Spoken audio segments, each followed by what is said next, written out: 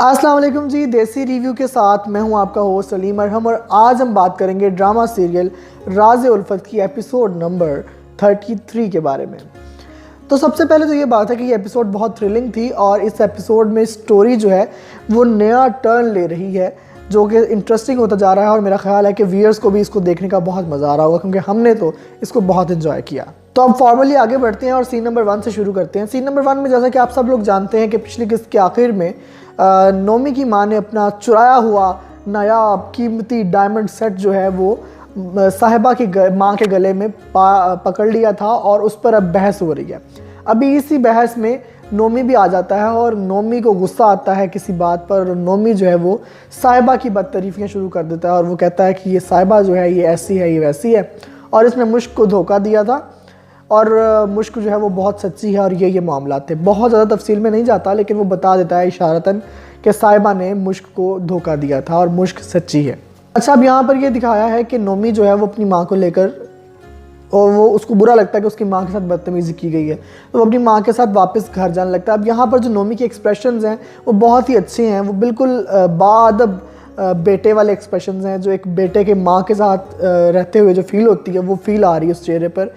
तो मेरा ख्याल है कि नोमी एक बहुत अच्छा एक्टर है, उसके लिए क्लैपिंग है, थम्स अप है और वो हर तरह के रोल में बहुत अच्छा जो है ना वो परफॉर्म कर सकता है। रियल नेम मुझे नहीं पता, याद भी नहीं आ रहा कौन क्या नाम है इनका, लेकिन इनको लीड रोल्स भी देने चाहिए। बहुत अच्छा और समझ लें कि फ्रेश फेस है हमारे ड्रामास के लिए।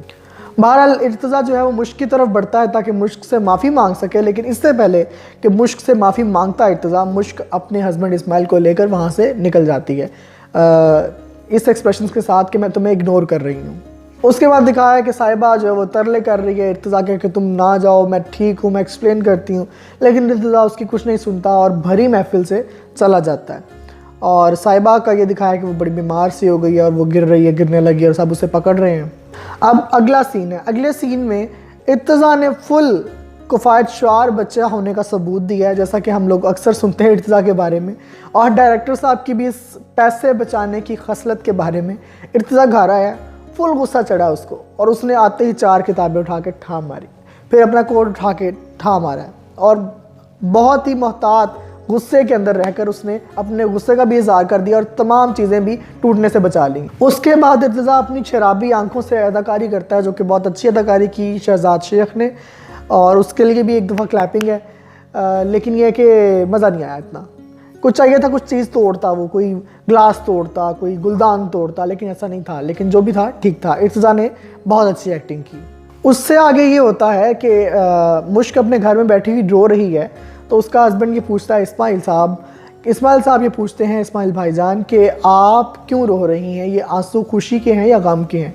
वो बड़ा प्यारा जवाब देती है, वो कहती है ये आंसू शुक्र के हैं और मुझे खुशी इस बात की है कि मैंने साहिबा का अंजाम अपनी इन मुकद्दस आँखों से खुद देख लिया। बाद में शौहर इस्माइल भाईजान जो है ना वो फुल प्लानिंग में कि उन मुश्क में छड्डे तो मैं भी मुश्क में छड्डा ही छड्डा। वो कह रहे हैं कि ये खुशी आर्जी है, बहुत जल्द तुम्हारी ये खुशी ख़त्म होने वाली है। तो मुश्क भी परेशान कैसे? वो कहता है कि ये बस आर्जी खुशी है क्योंकि इर्तज़ा जो है वो तुम्हारी तरफ दोबारा रुजू करेगा। अच्छा, यहाँ पर हस्बैंड को बहुत ज़रूरत से ज़्यादा नेक दिखा दिया गया है। हो सकता है कि नए दौर और नए तौर और प्रोग्रेसिव वर्ल्ड की तरफ हम लोग जा रहे हैं। हो सकता है आगे जाकर आज से कोई 20-25 साल बाद ऐसे मामलात इस तरह की एक्सेप्टेंस आ जाए, शोहर ऐसी बातें करने लग जाएं।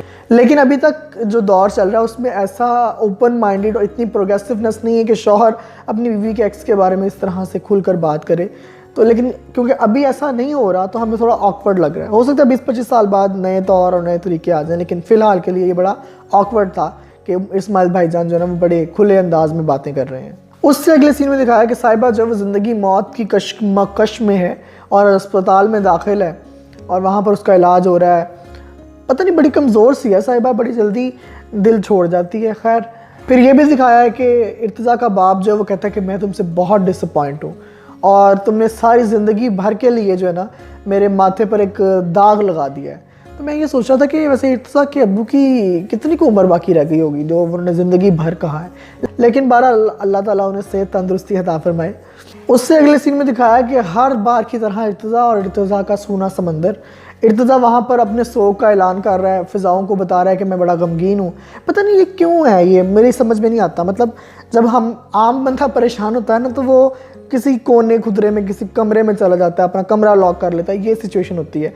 ये ड्रामा वाहिद है जो बंदा परेशान है और साहिल पे दौड़ रहा है, और साहिल उसको बड़ा परेशानी में साहिल पे जाता है। हालांकि हम खुश होते हैं तो साहिल पे जाते हैं, लेकिन ये अजीब सेंस जो मुझे समझ नहीं आई। बहरहाल साहिल पे ही वो मुश्क को फ़ोन करता है और दुनिया जहान का हर लफ्ज़ बोलने की कोशिश करता है। पानी, समंदर, शोले, बांदर, पता नहीं क्या कुछ बोलता है। और मुश्क को कहता है कि मैं तुमसे बहुत माज़त खाऊँ। उससे कहता है कि मैं तुमसे मिलना चाहता हूँ। इससे पहले कि वो जवाब देती है, उसे पता चलता है कि मुश्क की नंद जो है ना वो छत पर चली गई है और वो नीचे नहीं आ रही।